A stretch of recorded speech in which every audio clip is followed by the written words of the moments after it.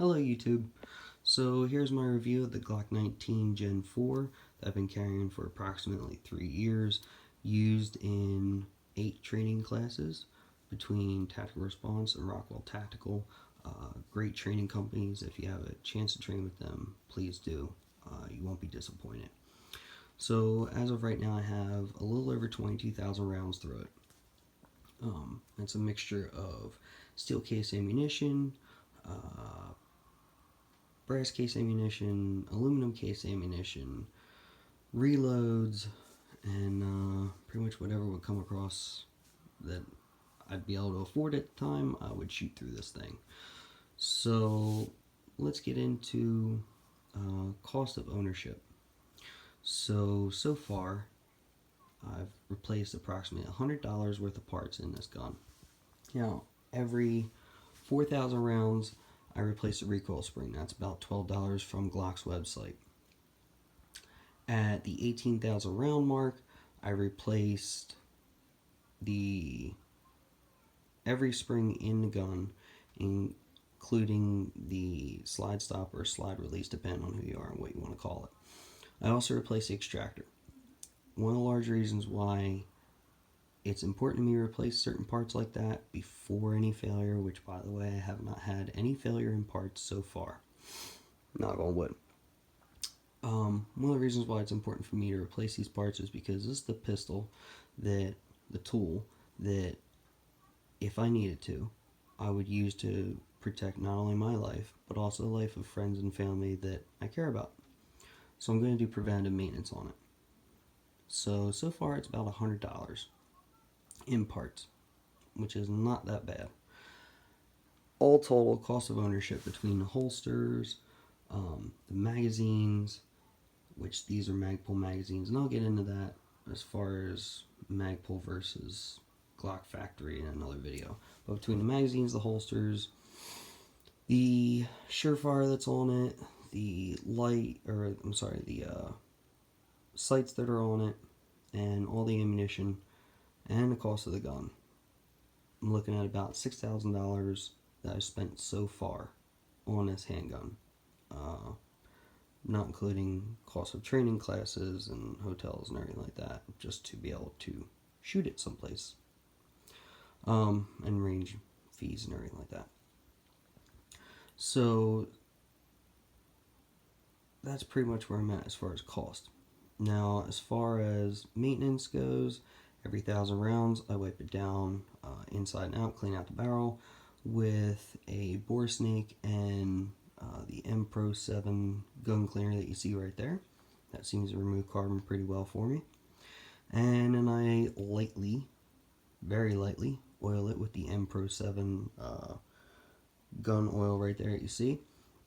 In certain spots that maybe the gun cleaner isn't getting off of too well or something, I clean off with the gunk out, which is basically just a degreaser.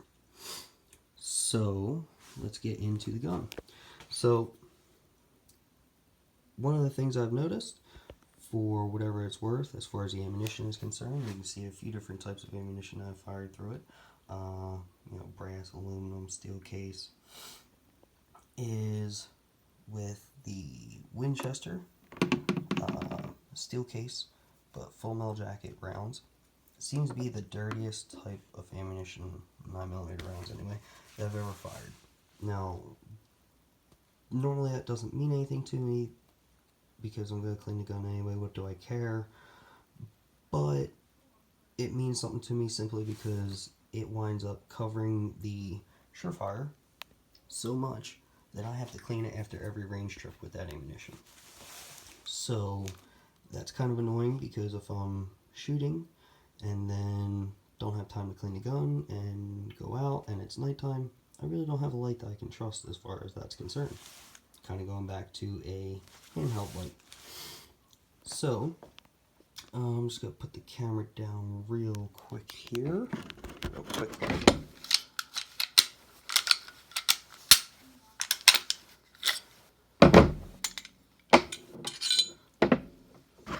And as I show you this. So at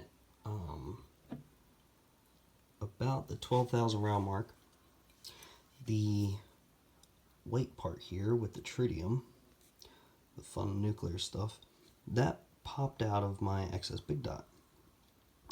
Called up excess sites, very nice people there, and they sent me out a brand new site for free. Very nice people. So that was kind of a fluke, I think, but anyway. At around the 18,000 round mark, I had the front sight entirely fly off. Important, they sent me out a new sight. About the 20,000 round mark, I had the new sight fly off.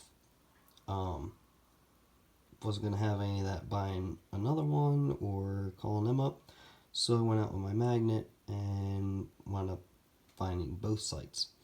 Reinstalled the newest one, and this time I figured that since the Loctite probably failed me, what I did, if you can see right there, is I center punched the front sight screw. Yeah, I think that's picking it up pretty good. And since then, knock on wood, I have not had any sort of issues. I also center punched staked them anyway, the rear sight, a little bit chewed up there from doing one-handed malfunction drills off of the Cobra buckle. And anyway, so since then I have not had any issues with the front sight moving off, or the Loctite, going to crap or anything like that. The light that's on the gun, it's a Surefire XC1B, I believe is what it's called now.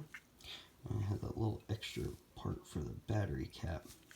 So that light lasted a total of about, the first one anyway, the XC1 first generation, lasted about 12,000 rounds, 11,000 rounds, give or take. I really wasn't sure when I put the light on the gun, so it's just called 11,000 rounds.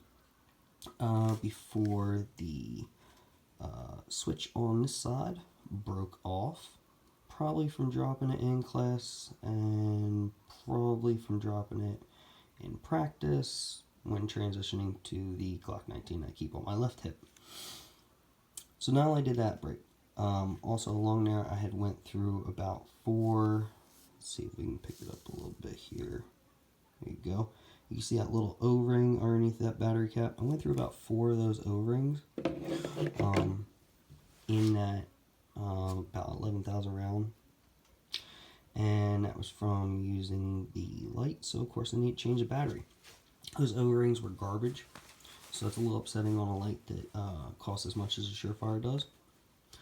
So I continue to use it because it actually is a good light, and this new generation seems to be holding up better than the old one. And being a AAA, and also being a very small compact light, it's nice to have. So yeah, so that's about it. I'll get into the magazines and other things at another time. Thank you.